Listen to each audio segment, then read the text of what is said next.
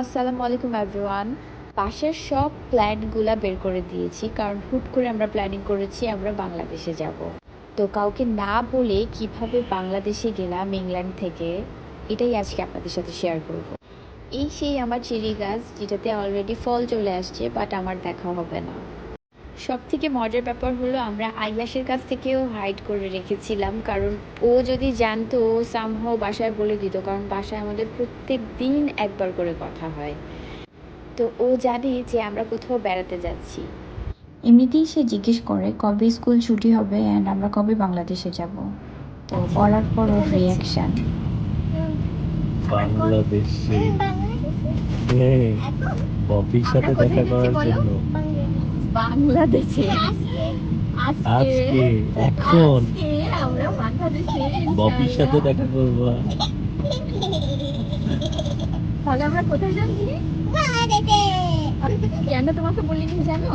কারণ তুমি আগে বললে তো তুমি নানুকে, তারপর আপিকে, মাকে বা বপিকে সবাইকে বলে দিতে। এই জন্য আমরা তোমাকে সিক্রেট রেখেছি। এখন আমরা কাদের সাথে কথা বলবো না, এখন তোমাকে বলেছি। Is it your gift? তো ওর এক্সাইটমেন্ট তো এখানে দেখাই যাচ্ছে যে ও কতটা এক্সাইটেড ছিল। তারপর ওঠার পর আমরা খাবার খেয়ে নিই। খাবারগুলো মোটামুটি ছিল। আমাদের ট্রানজিট পড়েছিল সৌদিতে। আর একটা ইন্টারেস্টিং পার্ট হলো আমাকে যে রিসিভ করতে আসবে সেও জানে না যে আমি আসতেছি। আমার একটা ছোটো ভাই আমাকে রিসিভ করে। বাংলাদেশে একটা পার্সন জানতো, সেটা হচ্ছে আমার একটা ফ্রেন্ড, খুব ক্লোজ ফ্রেন্ড।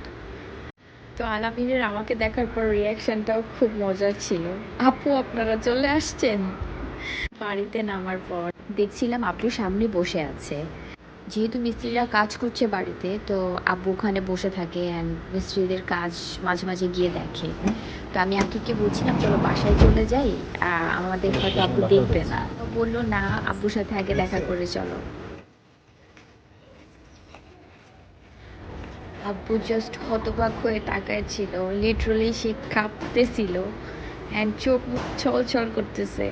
কারণ তারা আগের দিন রাতে আমাদের সাথে কথা বলেছে আমরা বাইরে যাব বেড়াতে, আর আমরা হুট করে বাংলাদেশে চলে আসবো, এটা আসলে আনএক্সপেক্টেড ছিল। তো মন খারাপ লাগছিল সবার জন্য, ওই জন্য হুট করে সব ছেড়ে ছুড়ে চলে আসা সবার কাছে।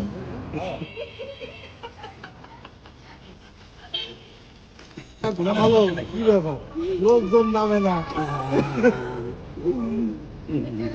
এবার আমরা ঘরে ঢুকতেছি অ্যান্ড সেখানেও খুব মজার মজার মোমেন্ট ছিল। সবকিছু আসলে দেওয়া সম্ভব না, আমি আসলে সবকিছু রিভিল করতে চাই না। তারা কান্নাকাটি করতেছিল, এটা আসলে খুশির কান্না। অ্যান্ড আমার বাচ্চাটা ওর বপির জন্য কিছু গিফট কিনে সেগুলো ওর বপিকে দিচ্ছিল। তো সবাই আমার ফ্যামিলি এবং আমার বাচ্চা কাছের জন্য দোয়া করবেন। আল্লাহ হাফেজ।